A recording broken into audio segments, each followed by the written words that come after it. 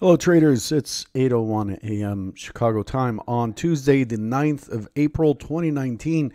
Thanks for joining me again this morning. Derivatives trading involves substantial risk of loss and is not suitable for all investors. Past performance is not necessarily indicative of future results.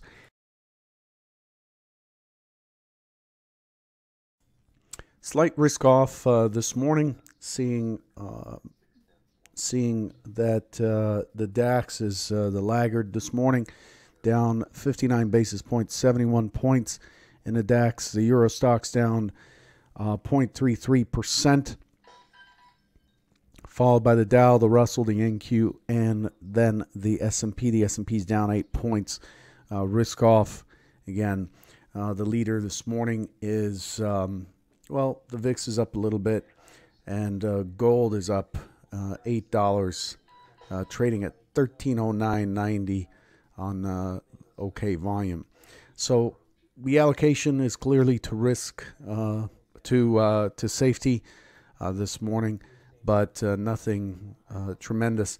Just now, the IMF released an important report. Not sure if your news feed covered it. But it released its World Economic Outlook, the WEO report. It cuts global GDP growth forecast from 3.5% to 3.3%. This is the lowest level since the financial crisis of 2008, 2009. That's the markets are responding to that a little bit.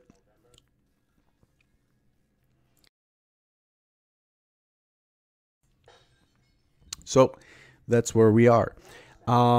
In terms of, let's hop into what we've got ahead of us. If anything, we do have IBD tip at the top of the hour after the open, and that's a medium importance figure. We do have the U.S. JOLTS job openings, expecting 7.55. The last is 7.58.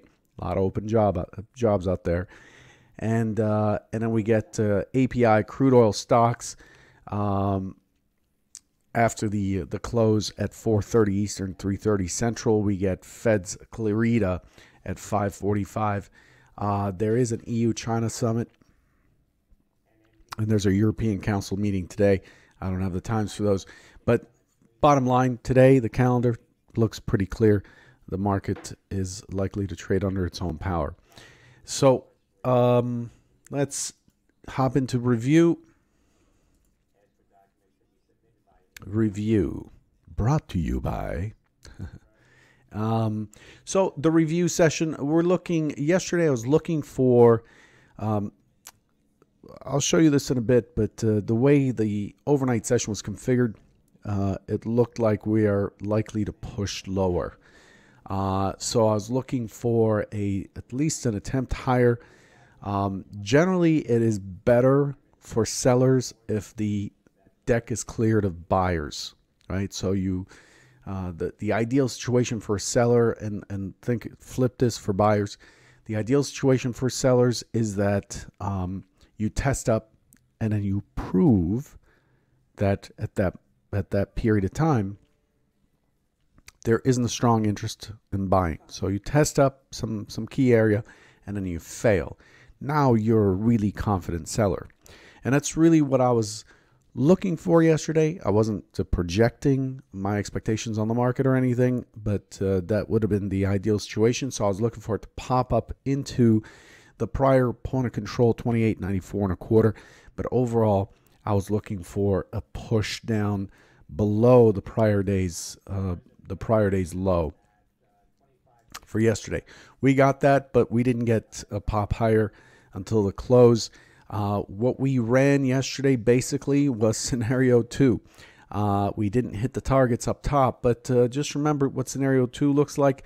It's a push down into the prior range, pop back up, consolidate, and then run right through the prior range in towards 2900 with a target of about 2903 on the upside, an extended target actually at that point. Here's what actually happened. I'll show you this on the trigger chart, more detail. There it is. It opens, chop, chop, chop, chop, chop, chop, chop, chop, chop on the way down. We did not see an opening swing low for a while, so it looked like there was a little bit of a drive there. However, the delta did not show a drive at all. There wasn't that aggressive a push down, but the price action showed that we tested up, and then we just pushed down below the prior day's low. Here's the prior day's low, the green, right? These colors are consistent. The labels are always to the right. Yesterday's low, 2886.75. We test beneath there, and here's the point of control that I was looking for a test of, just beneath at 2882.75. It consolidates in the gap zone. There's a small gap right here. It's just 1 point. It goes right into that gap zone, chop, chop, chop, and then we end up with a rotation back above the mid. We extend the IB high higher. Extend the IB high higher, and then hold the mid right here. This is I talked about this at convergenttrading.com. This is the ideal setup right here. Pull back 28 to 2888. Pull back to around 2888, and then with risk below the prior day's low, so 2886.75. Well, it would be around 2886. So about about 2 points. Look for an exit on a further extension of the IB high at 2892.75. So that's about 4.5 points, and then look for an extension into the goal being modest. Look for an extension to the prior point of control, 2894. And what it did is it failed back through, which kind of stinks, really. Failed back through the mid, chopped around, and then it ultimately ended up running and finishing in the upper quartile of the range. If you look at the profile yesterday, multiple high volume nodes, multiple distributions. The market spent a fair amount of time just moving, testing, moving, flagging, moving, flagging, moving, flagging, and pretty good price discovery across the board. The low did not look like it was an excess low. The high was definitely weak.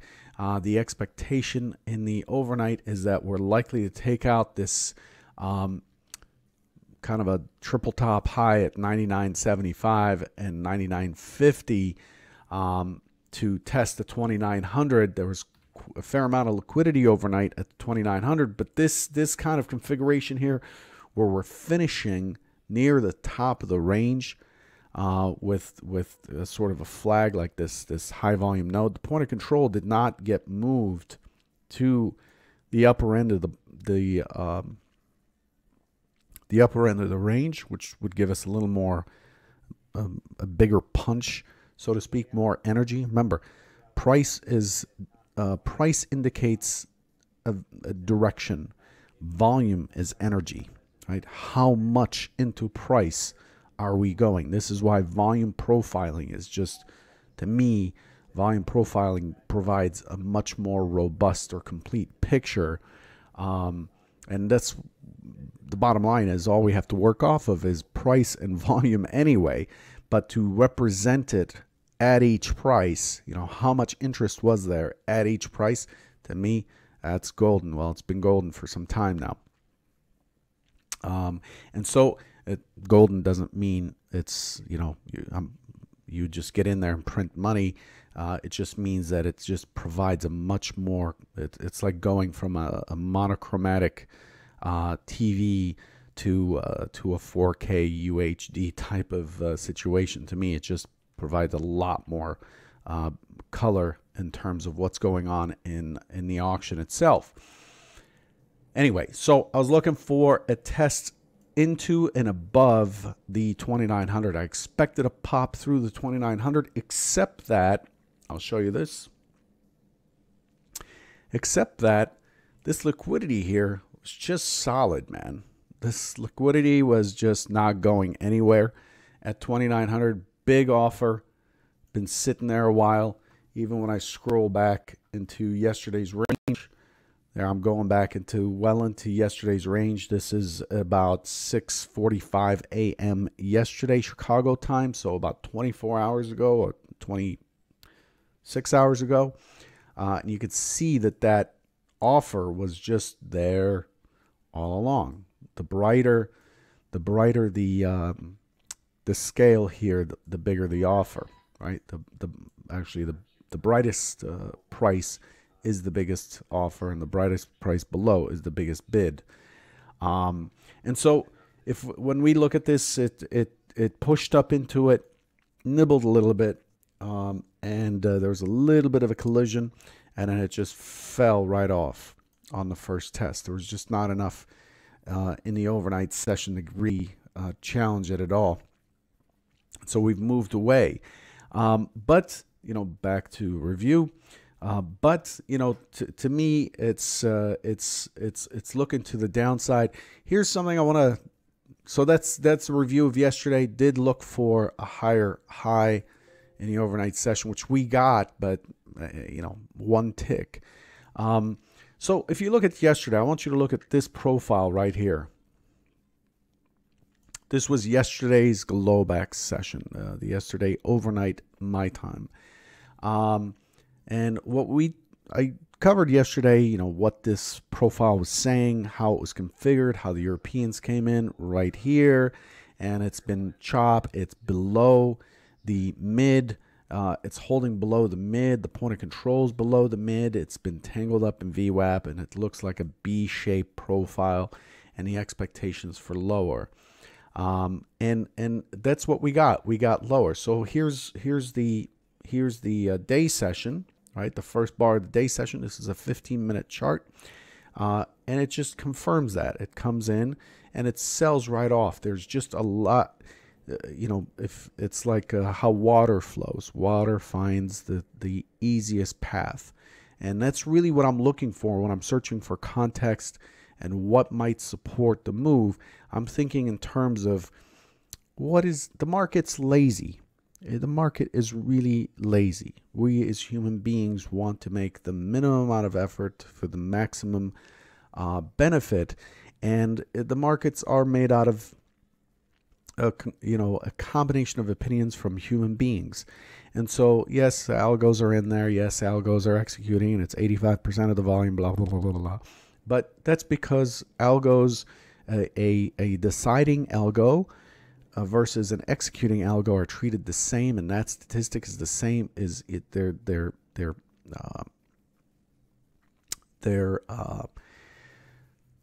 The accounting for them they lump them into the same statistic. But at the end of the day, I'm constantly looking for, once it did something, what is the easiest path forward? And the best analogy that I have for that is, it's like the way water flows down a hill. It doesn't flow, it doesn't fight, the trough and tries to stay on top of the ridge. No, it goes right in between the ridges to the V-shaped trough there, and it finds its easiest path. It works itself around things and so on. And price tends to do that. And so when we look at the overnight session here, we've got a fairly balanced overnight session until just now here. And overall, how is it easier for it to climb through here and fight these lows, right? The low volume node and these lows, and make its way through the point of control? And on the other side, is it easier to go there? Or because the inventory is short, is it likely to try to be pushed in one direction and then flow the other way? And so that's the expectation. There's got to be some compelling reason for it to walk through the entire range. That's the least expected path. But the overnight session shows basically an equivalent profile as yesterday. We have 10 points basically in range, 10.5 points. We have the same volume as yesterday. Yesterday's point of control is basically the same as the overnight point of control. And today, it's really the same kind of configuration. We're beneath, yesterday, the point of control was underneath the mid. We were tangled up in VWAP, and then we broke lower right here. VWAP is this cyan line. Same sort of stuff. Point of control under mid, VWAP left behind, and so on and so forth. And that's how it stays. That's how things are shaping up. So to me, it looks like at least the first move is likely to be to the downside. So let's clean that up and go into current session. Current session. I know this chart looks noisy, but it isn't. It's controlled chaos. So where are we opening? We're opening right up against the point of control. We're opening against this pretty well-defined point of control. We left behind a relatively crappy low. I did not see an excess low yesterday. It kind of bounced around there for a little bit before it came back. So we're opening against the point of control again. I have to assume that it's likely to be an open auction, and so open auction. I'm looking for the market to rebalance some of the inventory there, to push back up. I'm looking for a push into 28.94 or so, to as far as 28.94. But I'm looking for an impulse down. I'm looking for this overnight low to be taken out. And then I'm looking for it to make a move towards 28.84.75, and then close this naked point of control. And then beyond there, chop, chop, chop. Beyond there, I'm looking for 28.78.75 before the bounce. That's the primary scenario. Okay, looks very familiar. Why? Because we're basically trading the same plan as yesterday. Secondary, I'm looking for it to drop right away, move to the low, test below the low, impulse up, come back up into yesterday's range, consolidate at the point of control, start to work its way through this low volume node at 94, and then start pushing towards 96 and making its way towards 2900 yet again for a retest of that area. Same basic deal as yesterday. Today's plans are basically yesterday's plans. So again, it doesn't mean that we're likely to open, just because we saw a pattern before, it doesn't mean it's going to repeat this morning. So I'm not expecting the market to open and drop strong and then turn around, blah, blah, blah. I'm keeping the slate clear, keeping my mind clear, and looking for what kind of an opening do we get, what kind of action comes in on the open, and then respond from there. But know that I'm paying attention to the prior day's point of control. I'm paying attention to 28.78.75. Below that, I'm paying attention to 28.94, and then above there, you have your 97 and then 2900. Again, those are the key areas. Okay, what it does with these, when it does them, it's the market's prerogative. It's none of my business. My business is to respond to the key areas I've pre-designated as areas that I'll trade in. That's as much control as I have as a trader. Okay, that's all I have for you. Good luck today, and I'll catch you tomorrow. Hopefully you pick something up. Take care.